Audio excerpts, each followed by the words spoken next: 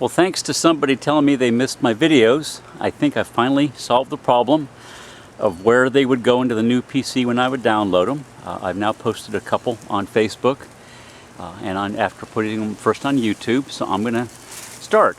I'm underneath the crown of my spectacular Jamaican cherry tree, which is literally just over 2 years old. Let's see if we can see the trunk back in there. It was literally 4 feet tall, a little over 2 years ago, in a 3-gallon pot, counting the pot. It's planted in a buried 9-gallon water-wise container garden.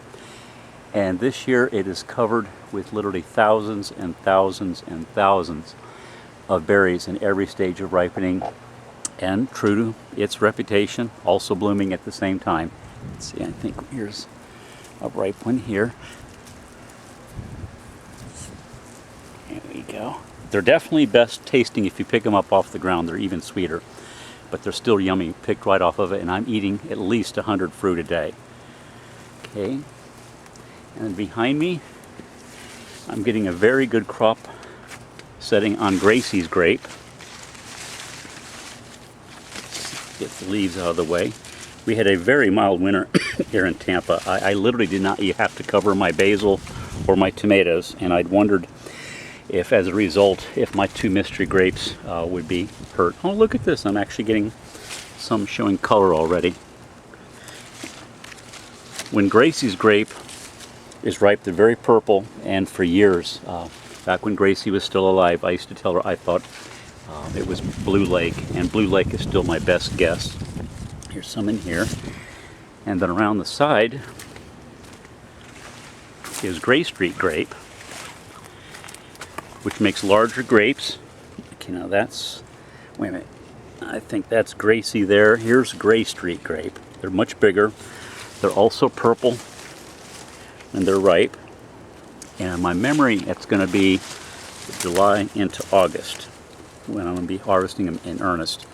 One of the things I'm going to do this year is to use them and the habanero peppers I have out front, which are probably a cross of habanero and ghost and God knows what else.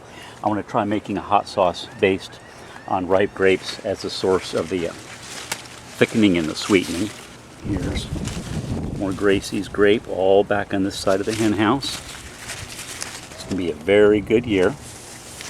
Then over here is where I'm continuing to reinvent the center food forest.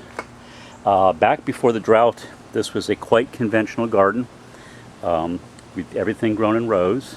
That used to be a pond that I could swim 2.5 body lengths in. It's now a bog garden filled hugelkultur style with logs. I'm now getting ready to trim off the rim of the pond, which is no longer needed, and the carpet below it, which is going to free up a lot of garden space. I've got at this end the scarlet mambin that Dad said he ate hundreds of as a kid in Coconut Grove. At the other end, I've got the Rajapuri banana. Let's see, what else do I have? I just planted a Vietnamese pomegranate on that end, and the other end, a green sapote. These green plants are Ludwigias coming up through the dirt from when it was a pond, and they're going to get cut down. What you can't tell very obviously from this shot is I've got baby eggplants in there, a young okra, and then here up front I've got Arbrook perennial peanut hay. This end I've got a newly planted strawberry guava, which is in a buried water-wise container garden, a 9-gallon bucket. There's my moringa, which I just cut back. Back there's my neem. The dinghy is my movable goat pond. I'm getting ready to dump out the water and put it in the south bed where all the ducks are going to be moved. This is my opuntia edible cactus that I feasted on for years and have eaten tons of and sold tons of, but it's simply gotten way, way, way too big. So I'm in the process of cutting it down, giving it away, chunks away, selling them, and I want to take it all the way back down to the stalk and start all over. It's just way, way, way too much. It's very difficult to compost, unfortunately, because it tries to sprout. As this bed evolves, that bucket there has got manure tea for the young plants. What I'm going to be doing is covering this entire bed with a thick layer of mulch from Chop and Drop bags of leaves, horse stall sweepings. After it ceased being a productive garden when the drought got bad, at one point it became an absolute weed hell of an annual grass. And then about a year and a half ago, it became a weed hell of Bidens, no matter how much I pulled. So I put, I think it was 7 Muscovy ducks in here for about a year, and they ate it down to bare Tampa sand. I took them out a few months ago. I got this free jacuzzi with a Craigslist ad, and I'm gonna surround it with carpet and stepping stones. I'm going to put in at the patio there a gate for people to enter from the side patio.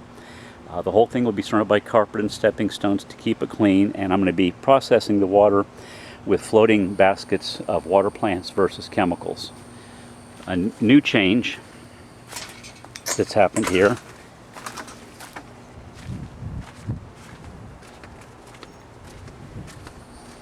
is this is a rooftop camper shell type thing. I think one of those stow things.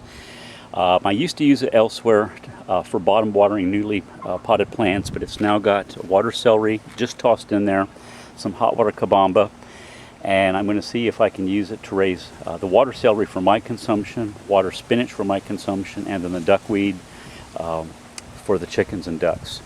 This project here is something I'm quite excited about. This has always been a very dry corner, and I recently dug a very large hole. Actually, my gardening assistant Paul did it for me, about 5 feet across, almost 5 feet deep. It's lined with an above ground pool liner from when my neighbor on my east side foreclosed and left it there. I also punched the sides about 15 inches from the bottom to make it be a gigantic water-wise container garden. I filled it hugelkultur style with logs, horse stall sweepings, leaves, tithonia stalks, and I've now got planted in there my long-suffering guava that I bought over a year ago that I barely kept alive by keeping it immersed in standing water. I've got purple stem sweet potatoes from Echo, yellow cosmos I just planted at the base of the guava for color, because one of my goals this year, especially for the center food forest, is after it's all thickly mulched and you can no longer see the sand, is I want a tremendous amount of color. I'm going to have a red pentas tucked into this corner for butterfly attraction color. This east side, which looks just simply like a pile of debris, is actually, that's a home to an everbearing mulberry that Andy Furt gave me. And again, because this bed was such a hot, dry, sandy, roasting oven, I just, as I cut down trash trees here, and Paul does, and we chop them up, even though it's not attractive short term, I piled it up there to give it some shade, and I'm going to be chopping drop cassia alata branches while they're green there. That pile of twigs is going to get dispersed more evenly. And back over to this side,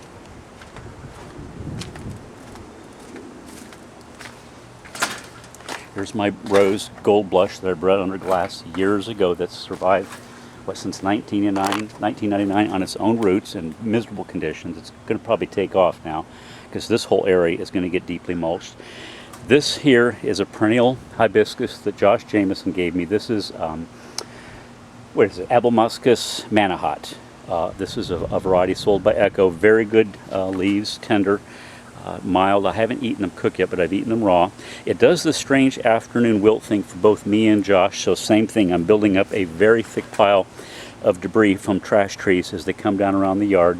And again, I'm temporarily setting aside aesthetics because I simply want a thick mantle of organic matter, including quite thick stalks, as you see, of chunks of wood, because I want this to become a thick spongy bed of lignin and humus formers with constant unceasing application of organic matter, green and brown.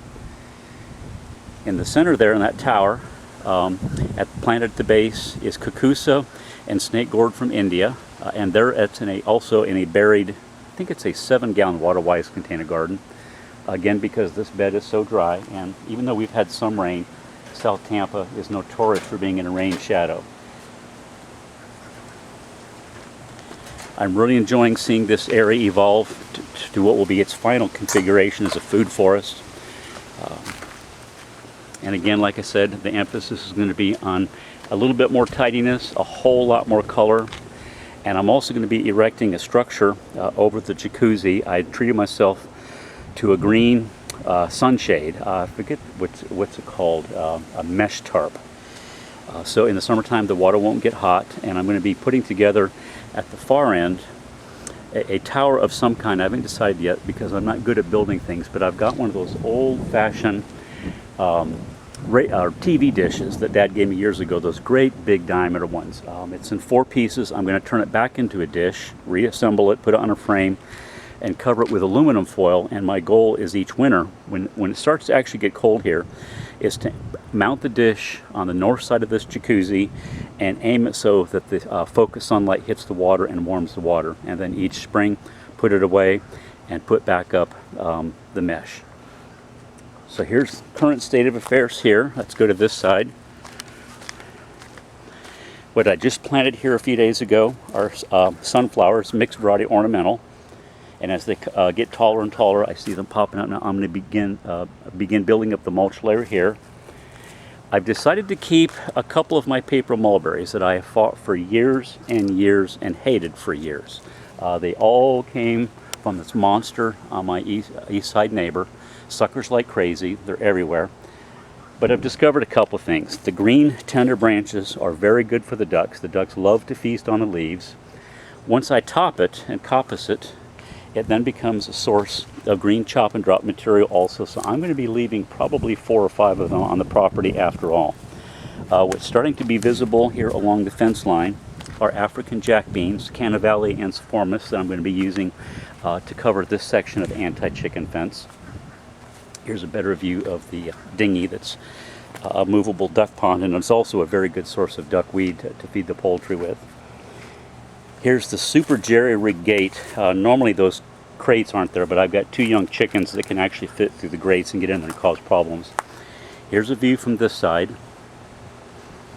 And this giant male papaya is going to come down, and the next step, especially once we get some rain, is right over here. I've got a big pot